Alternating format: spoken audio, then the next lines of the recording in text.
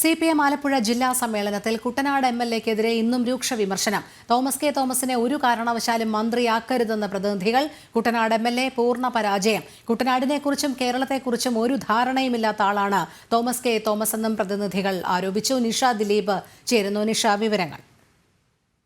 പുരോഹിണി, CPM ജില്ലാ സമ്മേളനത്തിന്റെ രണ്ടാം ദിവസമായി ഇന്ന് പ്രതിനിധി സമ്മേളനം നടക്കുകയാണ്. മുഖ്യമന്ത്രിയും പാർട്ടി സംസ്ഥാന സെക്രട്ടറിയും അടക്കമുള്ള ആളുകൾ മുഴുവൻ സമയ സാന്നിധ്യമായി സമ്മേളനത്തിലുണ്ട്. ഇന്ന് ഇപ്പോൾ പ്രതിനിധി സമ്മേളനം നടക്കുന്നതിനിടയിലാണ് പ്രതിനിധികൾക്കിടയിൽ നിന്നും കുട്ടനാട് MLA-ക്കെതിരെ രൂക്ഷ വിമർശനം ഉണ്ടായിരിക്കുന്നത്. Kuttanad MLA Thomas K Thomas ഒരു പരാജയമാണ് എന്നാണ് പ്രതിനിധികൾ പറയുന്നത്.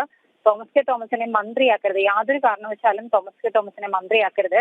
ഒപ്പം തന്നെ CPM ഈ സീറ്റ് ഏറ്റെടുക്കണം, യാതൊരു സ്വാധീനവുമില്ലാത്ത NCPക്ക് കുട്ടനാട് സീറ്റ് കൊടുക്കരുത് എന്നാണ് കുട്ടനാട്ടിൽ നിന്ന് തന്നെയുള്ള പ്രതിനിധികൾ ഈ സമ്മേളനത്തിൽ പറഞ്ഞത്. കുട്ടനാട് MLA പൂർണ്ണ പരാജയമാണെന്നും പ്രതിനിധികൾ പറഞ്ഞു. ഇന്നലെ നടന്ന ചർച്ചയിലും തോമസ് കെ തോമസിനെതിരെ വലിയ രീതിയിൽ വിമർശനം ഉയർന്നിരുന്നു.